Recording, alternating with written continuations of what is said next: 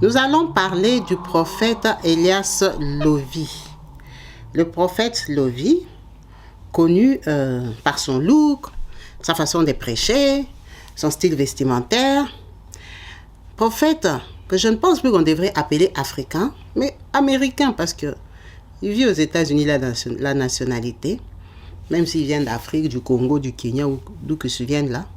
C'est un prophète qui aujourd'hui vit aux États-Unis et a la nationalité. Donc on va l'appeler prophète américain. Ce prophète a une histoire qu'on m'a ramenée depuis plus d'une semaine maintenant, d'une dame qui s'est plainte de lui.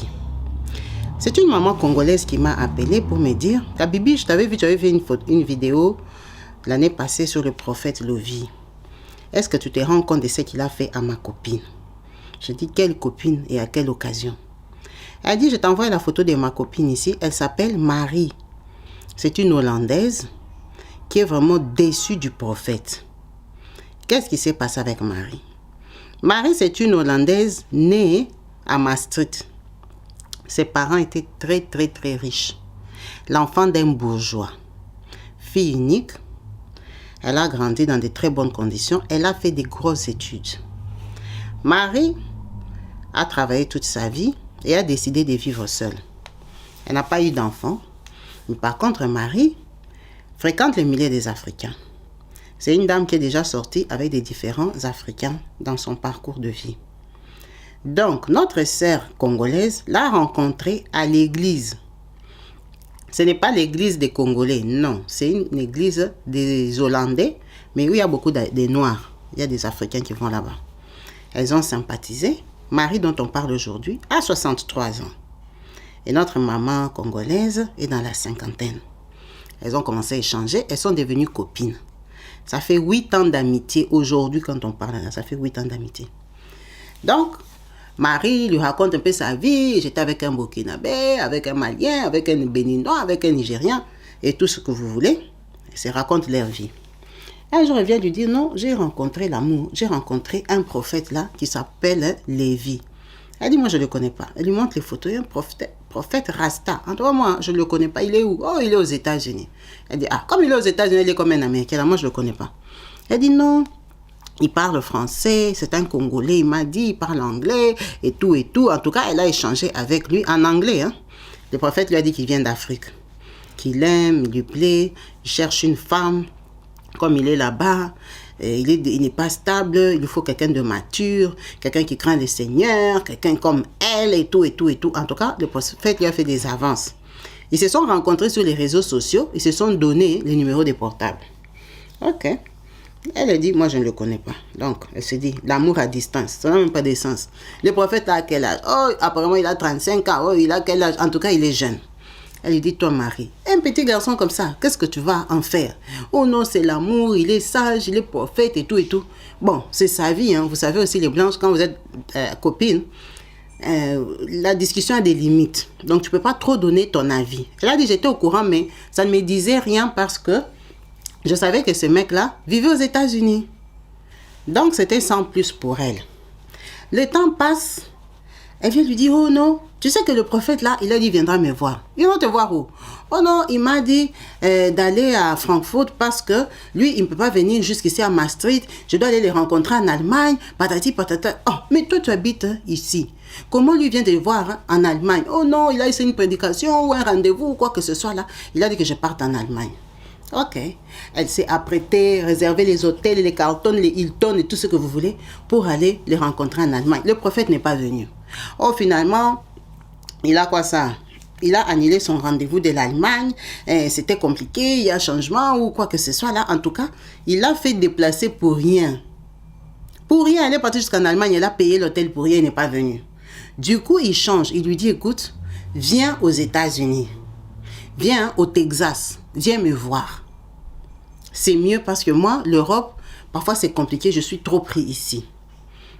Ils se conviennent avec Marie qu'elle parte là-bas. Quand ils se conviennent, c'est cette année ici, 2024, que Marie doit aller au Texas. Il l'aime, il veut la rencontrer, l'épouser, la présenter à sa maman ou quoi que ce soit, à ses enfants. Non, il a dit à son enfant. Il lui a parlé d'un seul enfant. D'un enfant qui est aussi prophète. Il lui a même envoyé la vidéo de son enfant qui prophétise que je vais vous mettre là. C'est ce prophète-là qui lui a envoyé, sa prophète Lévi. Donc, Marie vient, elle dit à sa copine que je ne l'ai pas vu en Allemagne, je commence à partir au Texas. Elle dit, toi, un gars qui t'a déplacé jusqu'en Allemagne, il n'est pas venu. Maintenant, tu vas le suivre aux États-Unis. Oh oui, parce qu'il est trop busy et tout ça. Elle lui dit, mais donne-moi un peu son numéro, donne-moi ses détails. Moi, je suis congolaise. Je veux pas. Ah non, il ne veut pas. Il dit que lui, il est trop connu. Il ne veut pas que dans notre relation, il y a beaucoup de gens qui interviennent, qui donnent des conseils, quoi. Non, lui, il veut faire ses trucs au calme, au propre, que personne ne sache. Que j'aille d'abord qu'on se rencontre face to face, qu'on discute. Après, on va rendre notre relation publique. Elle lui dit, moi ton prophète là quand tu m'avais parlé de lui, apparemment il s'est déjà marié. Oh non, il s'était marié avant mais il a divorcé, avec sa femme ils ont des problèmes, c'est un vieux mariage et tout. En tout cas, elle a aussi sa version. Ok, on n'entre pas trop dans l'amour des gens, vas-y. Marie est partie au Texas. Depuis que Marie est partie au Texas, quand elle est arrivée là-bas, elle l'a vu. Elle l'a vu une fois. Marie est partie au Texas. Avant d'aller au Texas, là, pendant leur relation téléphonique d'1 an, Marie a dépensé au moins 18 000 euros. Donne-moi 1 000 euros pour ça. Donne-moi 3 000 euros pour ça. Donne-moi 4 000 euros pour ça. Donne-moi autant pour ça. Donc, Marie a déjà dépensé au moins 18 000 euros à lui donner des virements, des transferts, sans l'avoir jamais vu. Maintenant, quand elle arrive, elle dit qu'elle l'a vu. Il est venu à l'hôtel où elle a logé. Il lui avait dit qu'il ne peut pas la recevoir chez lui. Il est arrivé. Ils se sont vus, il est venu avec son fils. Il est venu avec son fils, ils se sont vus et tout ça. Elle a dit que c'est lui. Ils se sont vus à l'hôtel. Ils ont discuté. Il lui a dit, il reviendra demain. Maintenant, depuis qu'il est parti là, il n'est plus jamais revenu. Il est devenu tout busy. Il n'a plus le temps pour Marie. C'est ça le voice que je veux vous mettre. Vous allez entendre Marie elle-même en train de parler. Comment le prophète l'a abandonné là-bas. Donc, moi, je ne parle pas leur langue. J'ai envoyé, quelqu'un m'a traduit ça à une maman de la team qui m'a traduit le voice ici pour que j'entende le voice dit quoi. On va écouter le voice de Maman Marie. Ja, Therese, dat is hem. Het is hij, die man, met zijn zoon. Ik moet rustig blijven, maar ik kom terug naar huis toe. Ik heb de ticket heb ik laten veranderen. Ik ben moe geworden, maar het is fijn dat je met Rabbi gaat bidden voor mij. Ik ben blij. Jezus is hier bij mij. Ik moet gewoon rustig blijven iedere dag. Ik heb veel mogen preken, met mensen mogen bidden. Jezus houdt van mij en ik hou van Jezus. En hij zal mij bewaren. Engelen zijn rondom mij. Oké, God zegen. En dat is hem, met de zoon. Oké, God zegen, doei doei. Vous avez entendu le voice. Ce voice-là, c'est Maman Marie. Maman Marie, l'Hollandaise, qui est en train de laisser à sa copine congolaise, qui s'inquiétait beaucoup pour elle parce qu'elle est partie jusqu'au Texas pour rencontrer le prophète Lévi. Déjà, ça ne l'arrangeait pas que sa copine paye l'argent comme ça. Un mec qui t'aime et tout ça, lui, il a beaucoup d'argent. Pourquoi c'est toi qui payes tous les billets, les hôtels et tout? Donc, apparemment, dans ce voice, moi, on m'a traduit ça. La maman de la team qui a interprété pour moi m'a répondu comme ça. Elle m'a dit, je t'interprète ça mot par mot. Oui, Thérèse, c'est lui. C'est quelqu'un avec son fils. J'ai fait changer mon ticket. C'est bien que tu pries pour moi. Jésus est avec moi. Je dois rester calme. Chaque jour, j'ai beaucoup prêché, partagé et prié avec les gens. Jésus m'aime. Et j'aime Jésus. Je suis avec des anges. Ok? Que Dieu vous bénisse. Ciao. Elle dit, j'ai essayé de te traduire mot par mot ce qu'elle dit. Donc, la maman congolaise m'a envoyé ça pour me dire que elle était en train de parler avec elle de vive voix. Après leur conversation de vive voix, elle ne l'avait pas enregistré. C'est ça le voice qu'elle lui a laissé après. Quand elle lui a dit, oh ma chérie, je prie pour toi, vraiment que ça se passe bien. Elle lui a répondu en voice pour lui dire ce que je viens de vous dire là.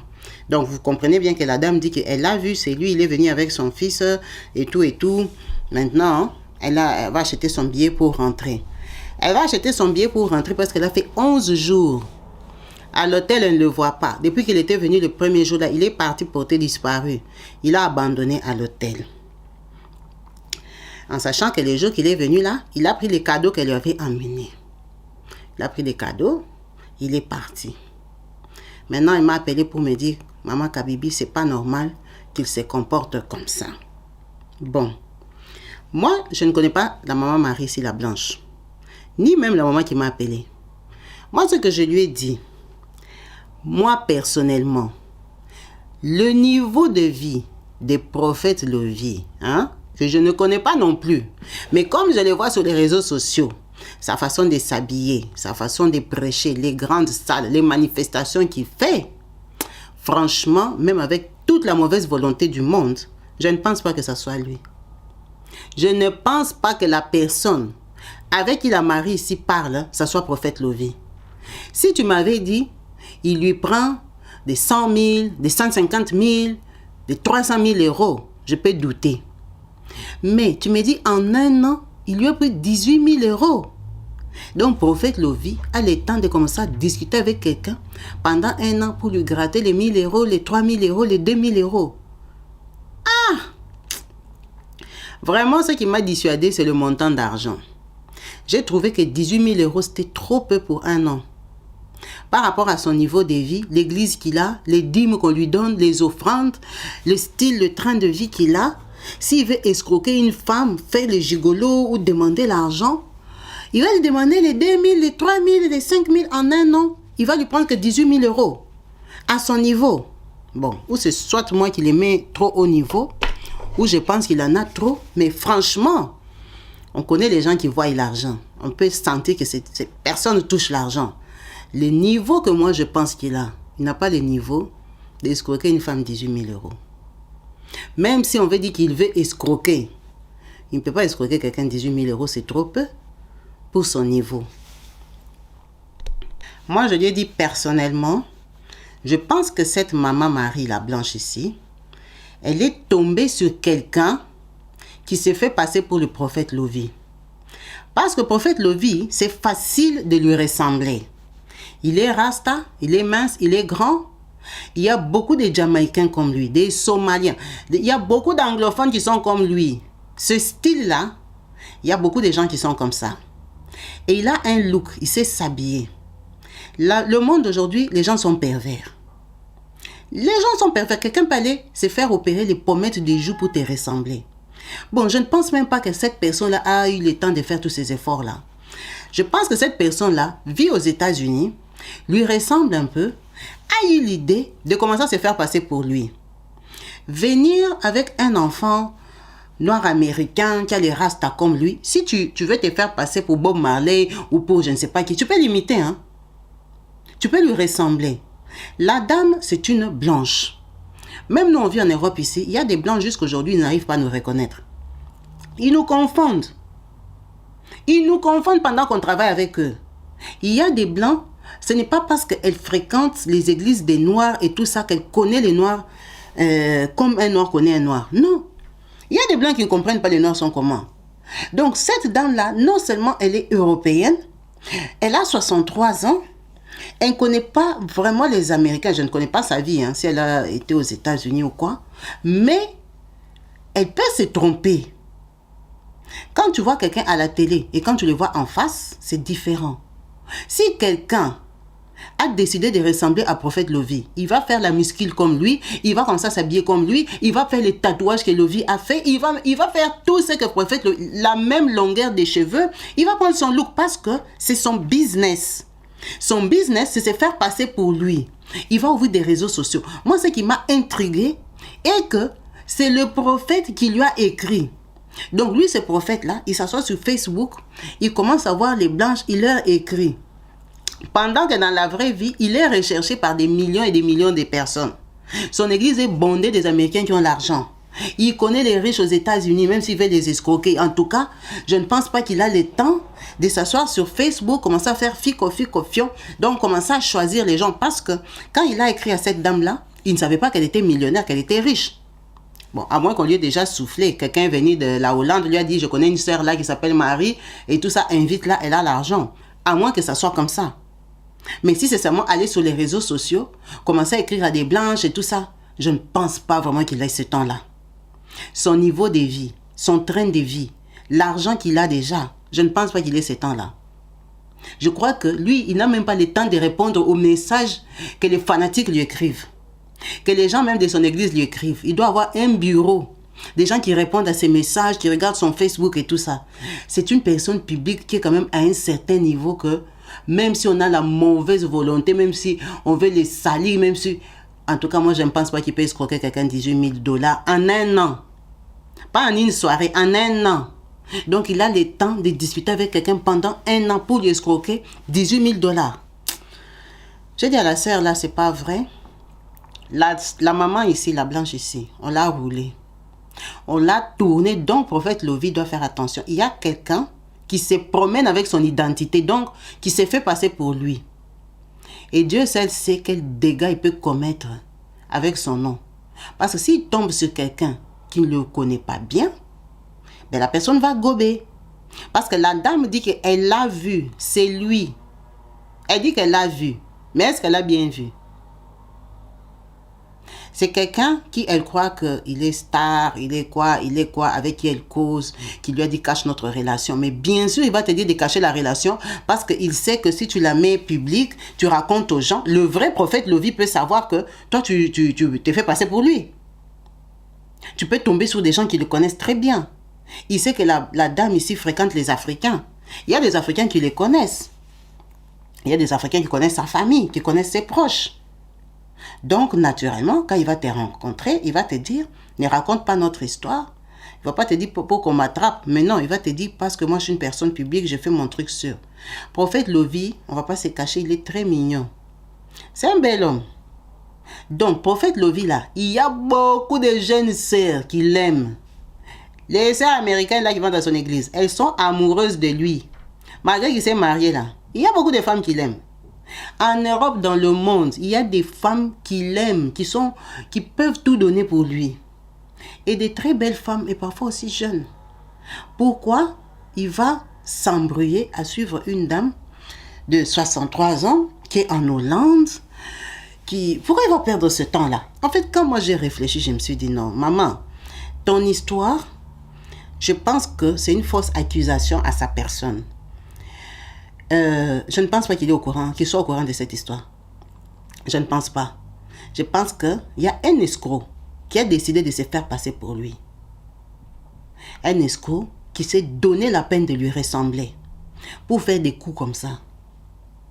Je pense vraiment qu'il a un autre niveau. Franchement, je pense qu'il a un autre niveau. Financièrement, même s'il a la mauvaise volonté d'escroquer quelqu'un, vraiment 18 000 $. Pardon, 18 000 € en un an. C'est trop d'efforts. Parce que les fiancés de cette femme ici, le prophète Lovy avec qui elle parlait, il causait. Il causait les soirs, il s'écrivait des messages. Maintenant, imaginez s'il doit commencer à récolter l'argent comme ça chez les femmes. Il va parler avec combien de femmes? Il va prêcher à quelle heure? Il va aller faire ses photos à quelle heure? Il va s'occuper de sa famille à quelle heure? C'est pas possible. Il ne peut pas avoir une vie comme ça.